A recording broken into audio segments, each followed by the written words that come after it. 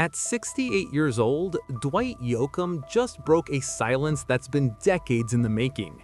And what he revealed isn't just surprising, it's the kind of thing that reframes everything you thought you knew about one of country music's most iconic figures.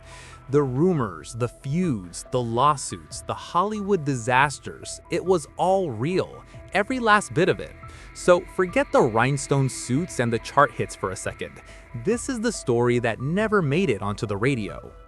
The late 1970s, Southern California, not exactly the first place you'd expect a country music revolution to start brewing, but that's exactly where Dwight Yoakam was grinding, night after night in smoky barrooms where fights were a normal part of the evening entertainment.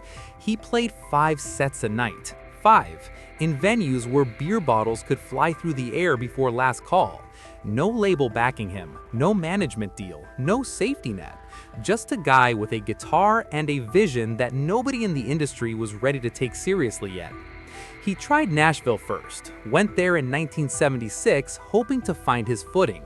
What he found instead was a music business far more interested in polished studio acts and publishing deals than in raw, high-energy live performers. The gatekeepers took one look at his act and passed. Nashville back then wasn't built for what he was selling, so he did something that took serious guts. He walked away from Music Row and built his audience from scratch, one barroom at a time in a city that had zero history with traditional country.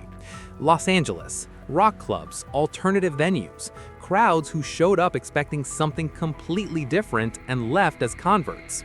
He wasn't chasing trends, he was digging in the opposite direction, toward the Bakersfield sound, toward Buck Owens and Merle Haggard, toward honky-tonk roots that mainstream Nashville had quietly decided to bury under pop production.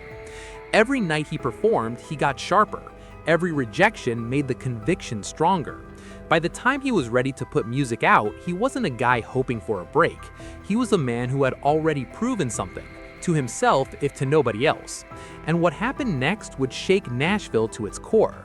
1986, Dwight Yoakam releases his debut album, Guitars, Cadillacs, etc., etc., and country music hasn't been the same since.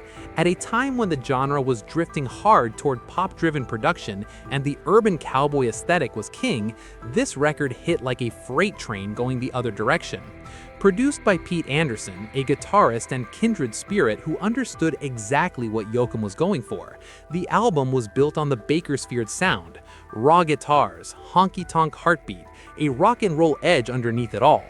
The lead single, a cover of Johnny Horton's Honky Tonk Man, climbed the charts fast, but it was the title track that became the anthem. Guitars, Cadillacs had this swagger to it, lonely lyrics wrapped in a hook you couldn't shake, delivered by a voice that sounded like it had lived every word. It caught on not just in traditional country markets, but in urban ones too. People were hungry for something that felt real, and Yoakam was giving it to them straight. The album went double platinum. Critics fell over themselves calling it a return to form for a genre that had lost its nerve. And Nashville, the same establishment that had turned its back on him a decade earlier, suddenly had no choice but to pay attention. But acceptance from the industry was never going to come easy. His image was a problem from the start. Skin-tight jeans, flashy jackets, a cowboy hat pulled so low it practically covered his eyes. He looked more like a rockabilly outlaw than the buttoned-up country stars Nashville preferred to promote. His personality didn't help either. Bold, opinionated, unapologetically independent. The fact that he'd built his fan base through rock clubs and alternative venues in Los Angeles instead of playing the Music Row game only deepened the divide. He wasn't asking for their approval, he never had been, and they knew it. What made it sting even more for Nashville was that he was right. The audience he'd built from scratch, the one the industry had written off as impossible, turned out to be massive. Traditional country with a rock edge wasn't a niche, it was a movement waiting to happen. And Dwight Yoakam had seen it coming long before anyone on Music Row had bothered to look. Over time, the genre broadened. Stylistic diversity became less threatening and more accepted. And Yoakam's early stubbornness is widely credited as one of the forces that made that shift possible. The outsider had been drawing the map all along, but behind the scenes, the cracks were already forming. For nearly 20 years, Dwight Yoakam and Pete Anderson were one of the most productive creative partnerships in country music. Anderson wasn't just a producer, he was the architect of Yoakam's sound. The Bakersfield twang, the sharp guitar tones, the production choices that made those early records feel both timeless and urgent. Anderson's fingerprints were on all of it.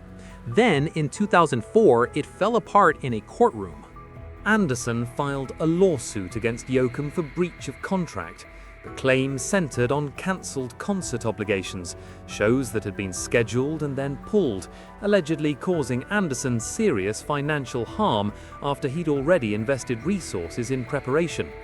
The filing revealed that tensions had been building behind the scenes for some time. Differences over management decisions, conflicting priorities, the kind of friction that builds quietly over years until it finally breaks through the surface. The case was settled out of court, terms kept confidential. Neither side said much publicly, but the damage was done.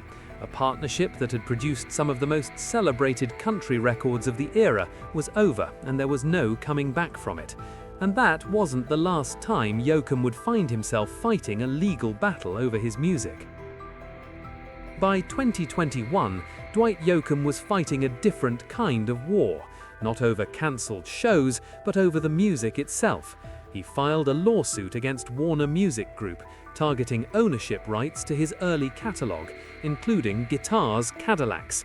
The legal argument was built around the Copyright Act's termination provision, a clause that allows artists to reclaim rights to their work after approximately 35 years from the original release. Yoakam's legal team argued that Warner had continued exploiting and distributing his early recordings after receiving valid termination notices, essentially ignoring his legal right to take his music back. For Yoakam, this wasn't just a contract dispute, it was personal. These were songs he had written, fought for, and built his entire legacy on. The idea that a corporation could continue profiting from them while he had limited say over how they were used, that didn't sit right with him.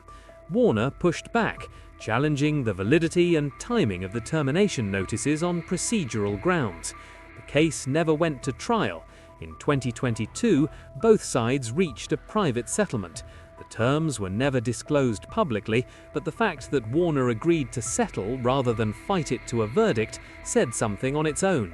Yoakam's willingness to take on one of the biggest labels in the world made him, whether he intended it or not, a symbol for artist rights in an industry that has rarely prioritized them. But music wasn't the only arena where he was making waves. Most people know Dwight Yoakam as a country music legend.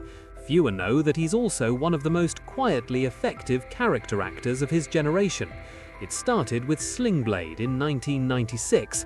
Billy Bob Thornton's film gave Yoakam the role of Doyle Hargraves, abusive, volatile, menacing in a way that felt disturbingly real. Critics who expected a musician going through the motions got something else entirely. The performance was raw and unsettling, and it opened a door that Yoakam has been walking through ever since. David Fincher cast him in Panic Room in 2002 as Raoul, a masked intruder whose quiet menace made him the film's most unnerving presence. He showed up in Wedding Crashers with perfect comic timing. He brought genuine depth to the CBS series Under the Dome, and turned a recurring role on the FX series Wilfred into something genuinely strange and memorable. What connects all of it is the same quality that runs through his music, a lived-in authenticity that you can't fake. He approaches characters the way he approaches songs, from the inside out, starting with what drives them, what breaks them, what makes them feel human. But not every Hollywood venture went according to plan. In 2000, Dwight Yoakam did something that very few artists have the nerve or the recklessness to attempt. He wrote, directed, co-produced, and scored a full-length Western feature film. South of Heaven, West of Hell came with a legitimate cast: Vince Vaughn, Bridget Fonda, Billy Bob Thornton, and came from a place of genuine creative ambition. It did not go well. Critics were brutal. The film was called disjointed, self-indulgent, overly ambitious. The plot confused people. The pacing dragged. What was meant to be a bold, creative statement landed as a cautionary tale about what happens when passion outpaces experience behind the camera. The financial fallout was worse than the reviews. Major investors pulled out during production, and Yoakam reportedly covered a significant portion of the costs himself. Personal funds, personal debt. The stress cracked things inside his professional circle. Tensions surfaced within his band and his management team. Some of those fractures turned into lawsuits and management upheaval that took years to work through. Yoakam has rarely spoken publicly about the failure, but those who watched closely saw it as the moment that tested everything. The fact that he came through it and kept moving says a great deal about the man, and the way he kept moving surprised everyone. By 2012, Dwight Yoakam had been in the game for over 3 decades. He could have coasted, played the hits, done the nostalgia circuit, and collected the checks. Instead, he called Beck. The collaboration on his album 3 Pairs was one of the most unexpected creative pairings of that era. Beck, experimental, genre-fluid, the furthest thing from a Bakersfield honky-tonk traditionalist, co-produced 2 tracks and pushed Yoakam in directions he hadn't been pushed in years. The pivotal moment came during the recording of A Heart Like Mine. Yoakam had laid down a scratch track on electric guitar, and Beck told him to keep it. That rough, immediate take. Don't polish it, don't overthink it, trust what you just did. That moment represented a shift, away from perfectionism, back toward the instinct and immediacy that had made those early barroom performances so electric. The collaboration brought him a new audience, indie and alt-rock listeners who might never have wandered into country territory. It worked because neither artist was pretending. They were both just following the music wherever it went. At 68, Yoakam is still doing exactly that. His SiriusXM show keeps the Bakersfield sound alive for anyone willing to listen. A new generation is finding his catalog through streaming. He's still performing live, still talking about new projects, still moving. The lawsuits, the feuds, the Hollywood disaster, the industry battles, none of it stopped him. If anything, it all became part of the story. The rough edges that Nashville once tried to sand off turned out to be exactly what made Dwight Yoakam worth paying attention to in the first place. Some artists peak and fade, others just keep proving why they mattered. Dwight Yoakam has always been the second kind, and from everything he's shown us, he's nowhere close to done.